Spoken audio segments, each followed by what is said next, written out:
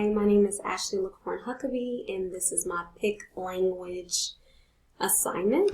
First, I want to start off with just talking about the setting of the story, the main characters, and the main idea.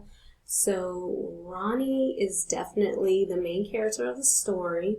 The setting is at his job, and the other two characters that are introduced are the secretary and Mr. Burns. In the beginning of the story, you can see where Ronnie is on his way to work. He works at an airplane factory, and I try my best to draw a picture of the big building as the story describes it, and his long walk into the factory. In my second picture, I drew where Ronnie made it to his office and he received a note from Mr. Burns to come see him as soon as possible. In my third picture, you can see where Mr. Ronnie has made it to Mr. Burns' office, where he has a secretary who is the third character, and she lets him know, Ronnie lets her know that she is there waiting to see Mr. Burns, and he waits for what he feels like is an hour. So that's why I have the clock here, because he feels like he's just waiting, but only 10 minutes had actually passed, and his secretary showed him the way to Mr. Burns' office. In the fourth picture, you see where Mr. Burns is meeting with Ronnie, and Ronnie is like, oh no, he starts to think about, as he's waiting to meet with Mr. Burns, what he could have done wrong, and Mr. Burns lets Ronnie know right away what he did wrong, how he is a great employee. However, he has made some mistakes with the time out that he has taken, with being out for no reason necessarily, where he says he's tired. But you have to have more than being tired to not show up for work. You kind of need to be sick, or you need a legitimate reason.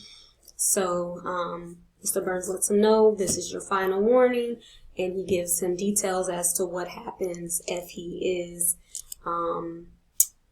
he takes more days without any real reason behind it. In picture 5, you see where Mr. Burns is leading Mr. Ronnie out. Ronnie promises to do better, and Mr. Burns says, good, because I do not want to lose you. So that, to me, makes it feel like, Ronnie will do what he needs to do to keep his position. And lastly, in picture number 6, I put lesson learned, because I feel like, all in all, Ronnie learned an important lesson, that just because no one explained it to me does not mean I'm not responsible. So many times in our jobs, at work, at school, wherever we may be, someone may not explain everything to you, but you just have to know that you're still responsible if something does go awry.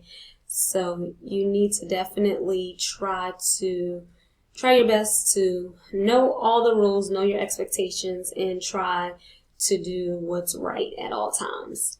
And I believe that Ronnie knows now what's expected of him, what he needs to work on, and I feel like he has a game plan as to how he's going to achieve it. All in all, with the picture language assignment, I feel like I learned how to take a small or short story and to put all the information I can into stick figure form, because I'm not really an artist or anything, but using stick figures, using as much pictures as I can, and some bubble text with included so that it gives more context.